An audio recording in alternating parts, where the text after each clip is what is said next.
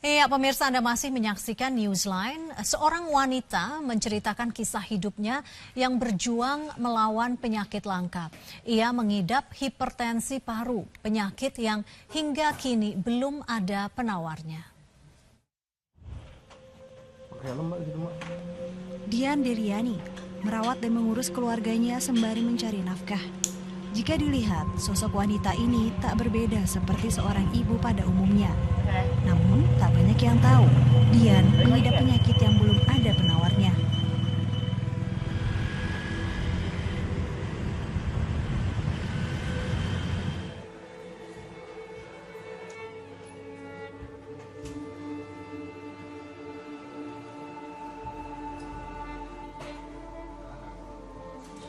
Dian didiagnosa penyakit hipertensi paru-paru atau pulmonary hypertension.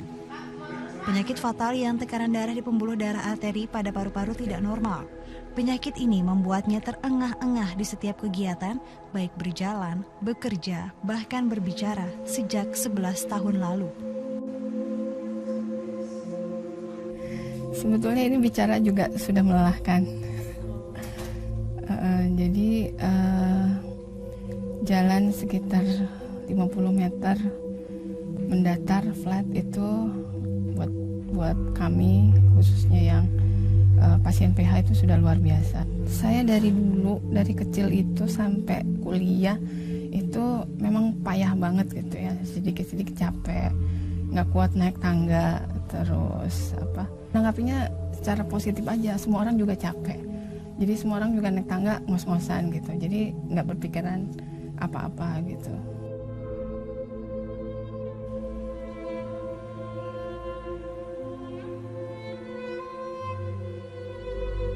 Hipertensi paru-paru disebabkan oleh penyempitan atau penebalan pembuluh darah arteri paru-paru, sehingga paru-paru memompa dengan lebih cepat. Jika tidak ditangani dengan baik, penyakit ini dapat menyebabkan gagal jantung, bahkan kematian. Tensi paru adalah pendinggian tekanan di pembuluh darah paru.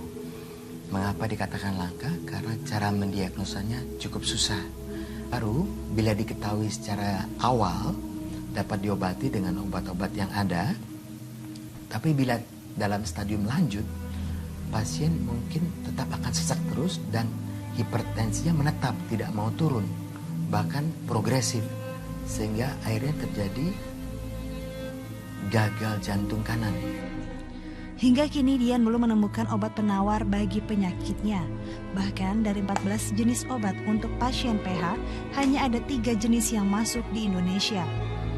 Obat patennya pun sulit dijangkau karena harganya mencapai 45 juta rupiah untuk dosis 1 bulan.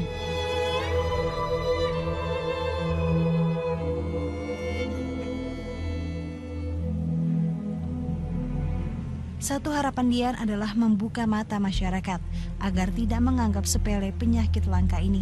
Karena semakin cepat dideteksi, semakin besar pula peluang para pengidap untuk berobat hingga sembuh.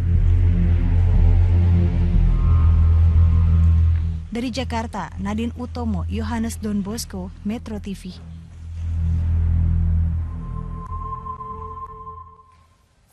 Iya, pemirsa, bagaimana penyebabnya seorang bisa terkena hipertensi paru-paru, kemudian gejalanya seperti apa dan bagaimana perawatannya, kita akan bahas lebih lanjut di studio dalam Newsline kali ini.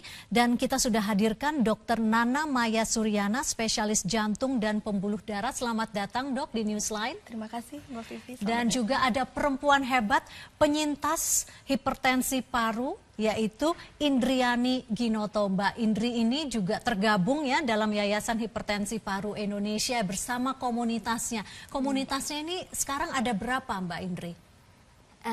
Kita mulai dari tahun 2010 itu 8 orang.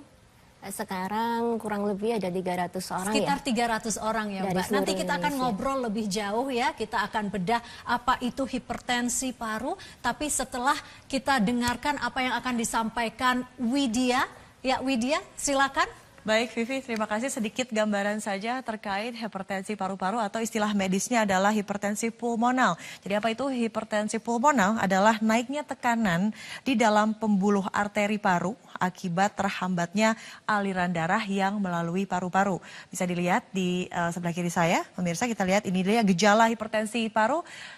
Kelelahan, lalu napas pendek terputus-putus begitu, lalu Anda merasakan tekanan di area dada dan sakit pada area kanan perut.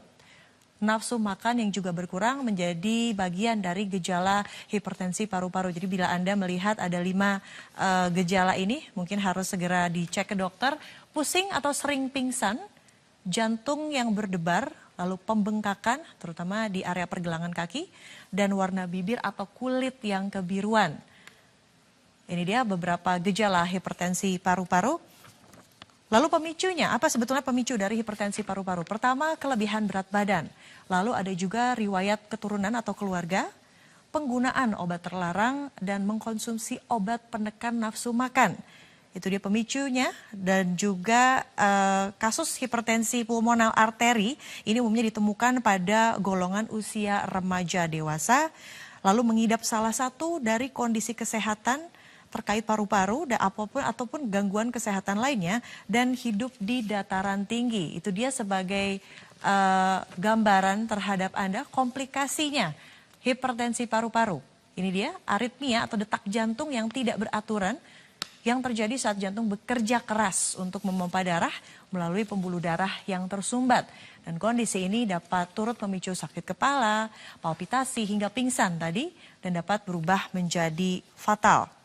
Nah, terjadi pembesaran atau pembengkakan kegagalan fungsi jantung pada bagian kanan. Makanya tadi salah satu indikatornya adalah sakit di bagian kanan ya. Dan kondisi ini diakibatkan oleh jantung yang harus bekerja keras untuk memompa darah melewati pembuluh darah paru-paru yang tersumbat atau yang menyempit. Nah, komplikasinya penggumpalan darah pada pembuluh darah kecil di paru-paru ini dapat menyumbat pembuluh darah yang sudah mengalami penyempitan akibat hipertensi pulmonal atau paru-paru tadi. Nah, pendarahan pada paru-paru hingga pasien mengalami batuk darah begitu atau kondisi yang bernama hemoptisis. Nah, kondisi ini dapat membahayakan nyawa penderitanya. Sekali lagi bahwa penyakit hipertensi paru-paru belum ada penawarnya di Indonesia. Lalu apa yang harus dilakukan bila Anda sudah mendeteksi sedikit gejala-gejala, dan sebetulnya apakah masih bisa diobati? Kita akan langsung bergabung kembali bersama rekan Vivi Aleda Yahya untuk membahas lebih lanjut terkait hipertensi paru-paru. Silakan Vivi. Iya, Widya, terima kasih. Pemirsa, penyakit darah tinggi atau hipertensi mungkin sudah banyak yang mengetahui. Namun penyakit hipertensi paru-paru mungkin hanya sedikit yang memahami. Penyakit yang terhitung langka ini jika tidak sedari dini disadari akan mengakibatkan kematian. Telah hadir bersama kami di studio anggota komunitas penderita hipertensi paru-paru Indriani Ginoto dan juga dokter spesialis jantung dan pembuluh darah yaitu Dr. Nana Maya Suryana. Selamat datang semuanya. Mungkin ke Mbak Indri dulu. Umur berapa waktu itu terdiagnosa dengan hipertensi paru? Kalau saya hipertensi parunya disebabkan karena lupus. Lupusnya terdiagnosa tahun 1994. Hipertensi parunya terdiagnosa di tahun 97. Oke. Tahun 97 itu berarti Anda masih berumur sekitar 16 tahun ya?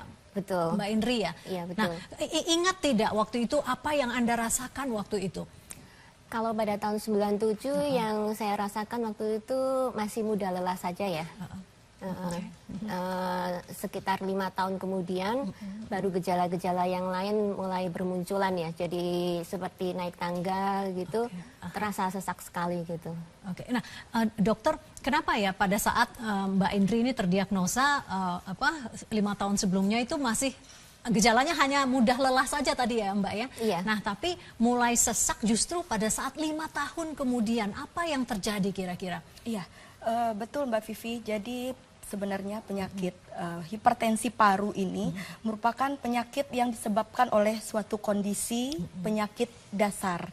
Jadi seperti pada kasus Mbak Indri, dia memiliki penyakit dasarnya lupus. Nah, ini bersifat ada gangguan di sistem imun tubuhnya.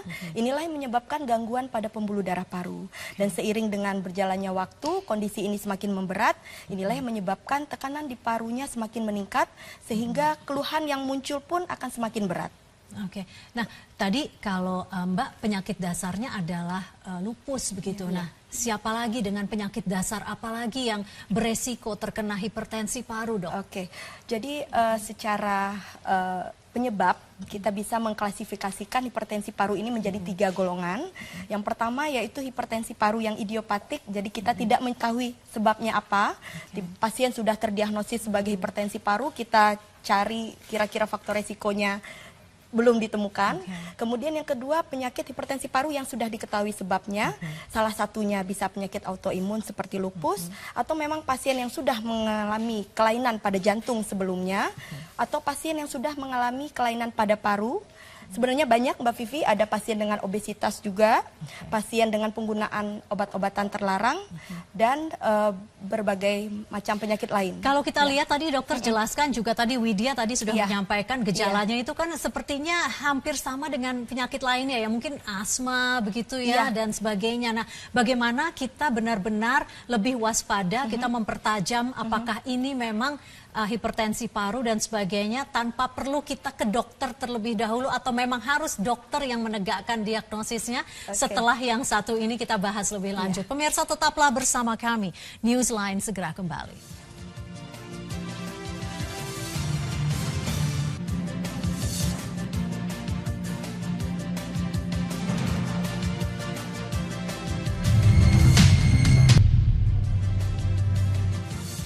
Ya, mungkin sebelum saya tanya lebih lanjut kepada Dokter Nana dan Mbak Indri, saya ingin sapa dulu, ada penelpon dari Ambon.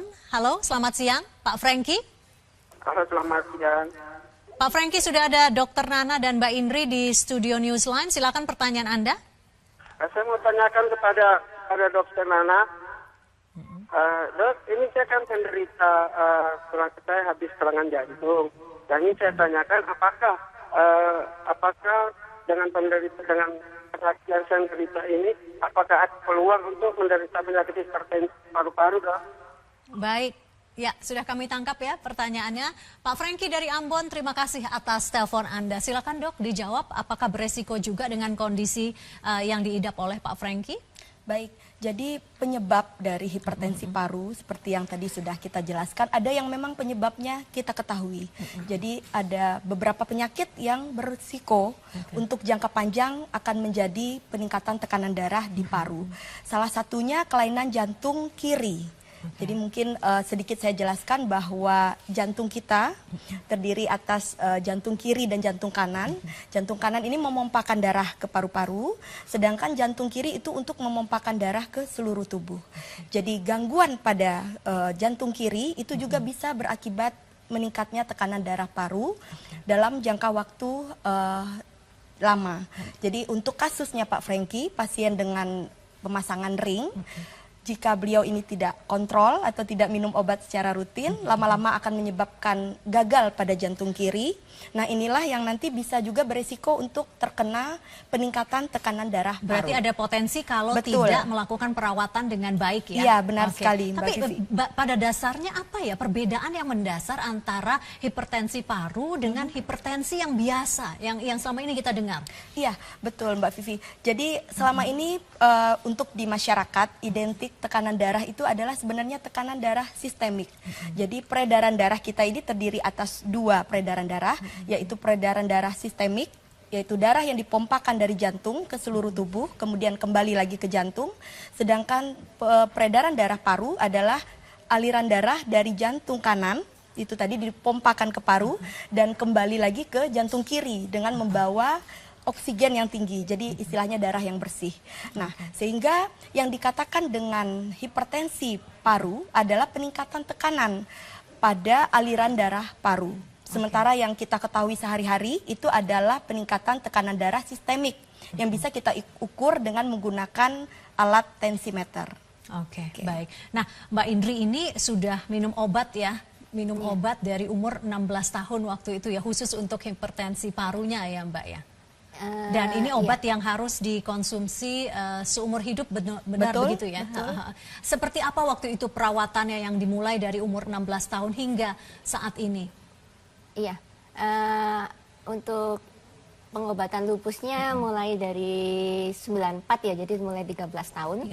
Untuk mengobati hipertensi parunya saya dimulai dari yang tahun 2002. Jadi sekitar sudah 20 tahun ke atas ya. Pengobatannya cukup banyak ya. Jadi awalnya sih cuman satu jenis obat gitu. Kemudian beriring dengan waktu karena progresivitas dari hipertensi paru, akhirnya perlu penyesuaian ya. Jadi perlu ditambah levelnya jenisnya. meningkat begitu ya? Iya. Seiring dengan waktu perlu penambahan jenis, penambahan dosis gitu. Jadi sekarang saya mengkonsumsi untuk hipertensi parunya 3 jenis obat. Apakah itu cukup 3 jenis obat? Karena saya dengar ada yang harus mengkonsumsi sampai 14 jenis obat begitu, Mbak Indri. 14 jenis obat itu yang tersedia di dunia untuk hipertensi paru memang ada 14 jenis obat. Tapi yang masuk di Indonesia cuma sekitar 3 atau 4 jenis tadi ya. Dan memang pada saat ini karena yang di cover hanya 1 jenis, kebanyakan dari yang di cover BPJS maksudnya? Yang di cover BPJS. Jadi yang 2 obat lainnya yang Mbak harus konsumsi? Yang satu mesti beli sendiri. Kemudian yang satunya lagi kebetulan obatnya mahal sekali ya, bisa sampai 60 sampai 90 juta per bulan. Untuk konsumsi 1 bulan itu ya? Iya, dan penggunaannya seumur hidup. Jadi akhirnya waktu itu saya memutuskan untuk beli obat jenis lainnya lagi dari luar negeri ya. Beli obat yang generik dari negara lain gitu, dari India waktu itu.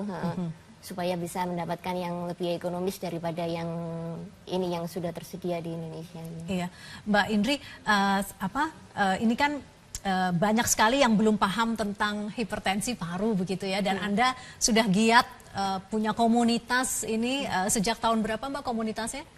Komunitasnya dari 2010. Dari 2010 hingga saat ini begitu ya. Nah, apa pesan yang ingin Anda sampaikan ke pemerintah, ke masyarakat terkait dengan hipertensi paru dalam perspektif komunitas hipertensi paru ini? Iya. Kalau dari kami sendiri mungkin pesan dari komunitas ke pemerintah untuk lebih memperhatikan pasien-pasien penyakit langka ya. Kenapa Anda merasa kurang mendapat perhatian Mbak Indri? Iya, karena kita kan jumlahnya sangat sedikit ya. Jadi kita waktu itu mengajukan 1 jenis obat supaya bisa masuk ke BPJS itu hanya dengan angka pasien sekitar 60 orang gitu waktu itu. Jadi benar-benar sedikit dan ya kalau sedikit kan sulit mendapat perhatian ya, karena yang pasiennya banyak aja masih banyak yang belum selesai diurus gitu. Tapi baik. Berarti perhatian yang lebih ya? Iya, karena sebenarnya penyakit langka itu di Indonesia harusnya ada 6.000 jenis Mbak Vivi.